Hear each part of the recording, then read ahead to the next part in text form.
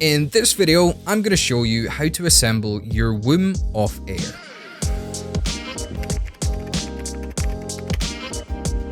First of all, carefully open the box using a pair of scissors or a utility knife.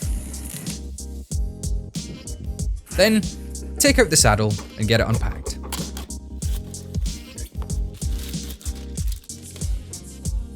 Next, get the box of accessories. This is where the assembly instructions will be.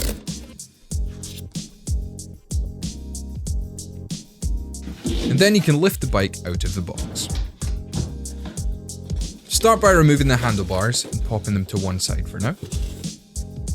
Next, you'll need the saddle and the 4mm hex key. So if you've got a torque wrench, tighten the bolt to 4.5 Newton meters. Otherwise, turn the bolt until it feels nice and tight. Then, remove the front wheel.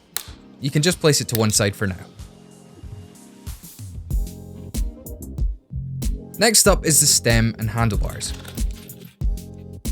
So, start by using the 4mm hex key to unscrew the bolts from the stem. Get the handlebars fully unpacked. You'll need a small pair of scissors here to help you remove the plastic. When you're assembling the handlebars, make sure that the cables are positioned like so. Then, use the bolts to attach the handlebars. Now, before you tighten the bolts fully, you want to make sure that the handlebars are in the correct position.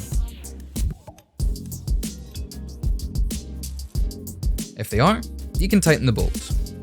If you do have a torque wrench, tighten them to 6 Newton meters. Otherwise, turn the bolts until they feel nice and tight. Now, it's really important that you check that all of the gaps are the same and that the bolts are equally tight. Alright, it's time to move on to the fork.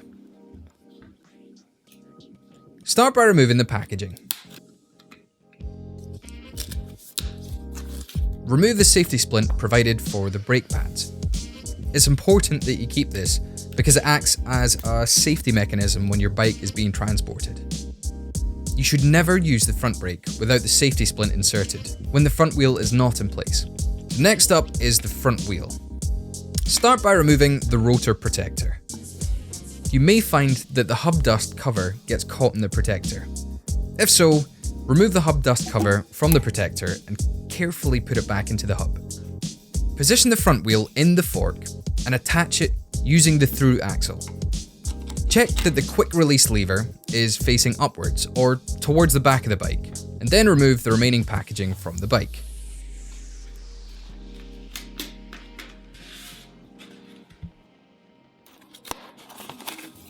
Next, pick up the pedals.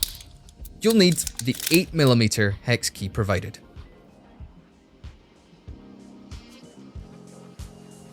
Attach the pedals securely to the cranks. We recommend holding onto the rear wheel to stop the bike rolling forward as you tighten the pedals.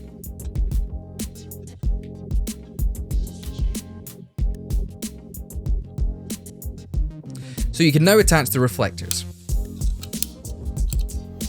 Simply click them onto the spokes so that they're directly opposite one another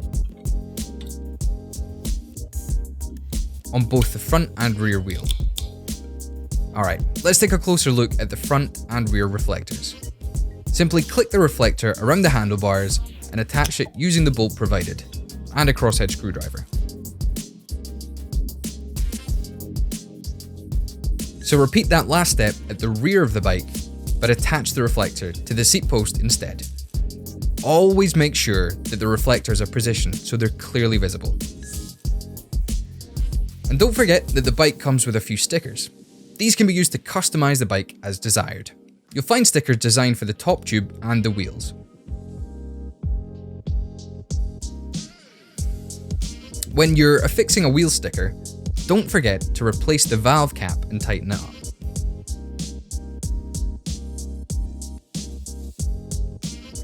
Alright, let's take a closer look at the front suspension. The suspension fork can be adapted to suit the cyclist in 3 different ways. Using the air pressure, lockout function, and rebound damping setting.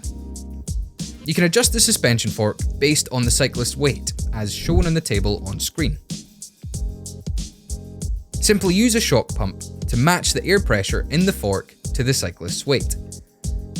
So if you pump too much air into the system, you can release some air using the release button or manually via the valve.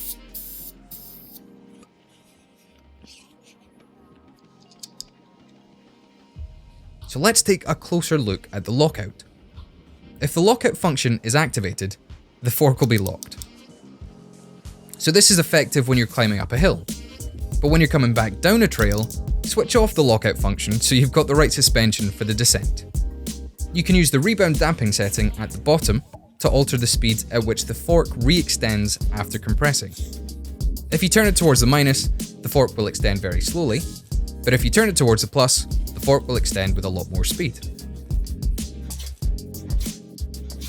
And that's everything set up perfectly. Enjoy your ride.